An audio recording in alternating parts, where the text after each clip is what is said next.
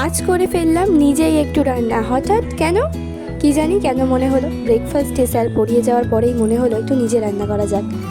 যদিও আমার রান্না আমি নিজেই খেতে পারি না, তাও একবার ট্রাই তো করে দেখি। কিন্তু হ্যাঁ, আজকের রান্নাটা সত্যিই খুব ভালো হয়েছিল, আমার তো বেশ ভালো লেগেছিলো। প্রথমেই তো আমি অমলেটের জন্য ডিমটা ফাটিয়ে নুন দিয়ে ভালো করে গুলিয়ে নিচ্ছিলাম। তারপর আমার আবার মনে পড়লো যে আমি নুন দিইনি, ভেবেছি দিয়েছি কিন্তু দিইনি। তারপর আমি আবার নুনটা নিয়ে কী মনে হলো দিয়ে দিলাম। এবার হ্যাঁ, যদি আমি আগে দিয়ে থাকি সেটা আলাদা ব্যাপার। তো তাও কমই হয়েছিল, আমি ভালো করে খেতে পেরেছি।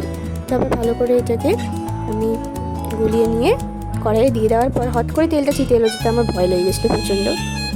তারপরে তো এখন মেন যে কঠিন বিষয়টা আমার কাছে সেটা হচ্ছে ডিমটা উল্টানো। আমি ডিম উল্টাতে পারছি না। তোমরা আমার অবস্থাটা দেখো, আমি কখন থেকে চেষ্টা করছি, পিছন পিঠ পুড়ে গেছে মনে হয়, তাও হলো না।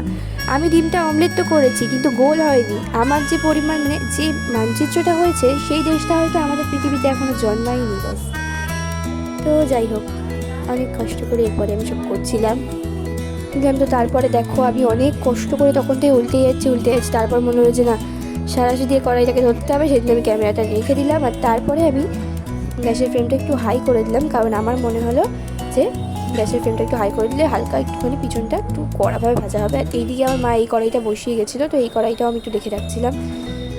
তো এদিকে আমার কড়াই উল্টে যাচ্ছিলো, সেই জন্য আমি ভাবলাম ক্যামেরাটা বন্ধ করি, নইলে আমার খাওয়াই হবে না। তো এই ক্যামেরাটা একটুখানি বন্ধ করার পর দেখো আমি উল্টে নিয়েছি, আমি নিজেই উল্টেছি।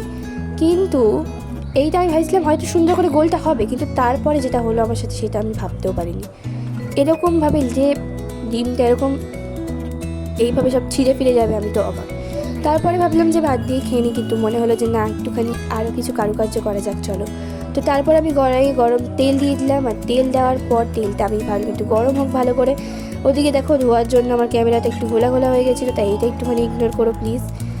তো তারপরে তো আমার কড়াইয়ে তেলটা সুন্দর করে গরম হয়ে যাওয়ার পর আমি এবার একটুখানি ভাত গরম করা ছিল আগের দিনে, তো সেই ভাতটাই আমি দিয়ে দিচ্ছি। ফ্রিজে ছিল, আমি বের করে নিয়েছি। শুধু ভাত খেতে ভালো লাগতো, সেজন্য আমি ভাতটা ঢেলে দিলাম এর মধ্যে। তো পরিমাণ মতো আমি যেরকম খেতে পারবো সেরকম টাইপের ভাত দিয়ে দিলাম। দিয়ে দেওয়ার পর এবার আমি ভাতটাকে সুন্দর করে কিছুক্ষণ নাড়িয়ে নেব। গ্যাসের ফ্লেমটা লো করে দিলাম, কারণ হাই ফ্লেমে থাকলে হবে না। এরপর আমি সাঁড়াশি দিয়ে সুন্দর করে ধরে কড়াইটাকে একদম কিন্তু ভাতটা একটু ফ্রাই করে নিলাম হালকা। তো দেখো হালকা যখন ফ্রাই হয়ে গেছে, আমি একটু বুঝলাম হালকা রং টাইপের হয়ে গেছে, তখন আমার মনে হলো এবার একটু হলুদ দেওয়াই যায়। তো তারপরে আমি অল্প চিমটি হলুদ দিয়ে দিয়েছি। হলুদ দেওয়ার পর ভাবলাম নেড়ে নেবো, কিন্তু আবার ভাবলাম না, হলুদ তারপর একটু নুন দিয়ে দিই। আচ্ছা, তো এইসব রান্না কার কার খেতে ভালো লাগে একটু বলো তো আমাকে। স্পাইসি জিনিসপত্র আমার তো বেশ ভালো লাগে, কিন্তু বেশি স্পাইসি করে করিনি, কারণ আজকে আমার ম্যাগি করার কথা ছিল, কিন্তু মা ম্যাগিটা করতে দিল না। মা বললো ম্যাগিটা গিয়ে একদম হবে না।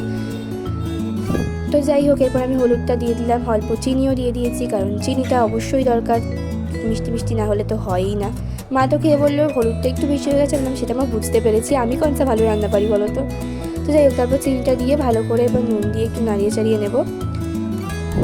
তো এইভাবেই আমি রান্নাটা কিন্তু কমপ্লিট করেছি। পরে একটুখানি আমি যে কর্নফ্লেক্স হয় না, কর্নফ্লেক্স আমি সল্টেড কাজুটা দিয়েছি। মিষ্টি বা নর্মাল কাজুটা আমার খেতে ভালো লাগে না, সেই জন্য আমি সল্টেড কাজুটা ইউজ করেছি। এখানে তোমরা চাইলে নর্মাল কাজু ইউজ করতে পারো। এটা খুবই জনপ্রিয় একটা খাবার, আশা করছি ভাত ভাজা সবাই খেয়েছো।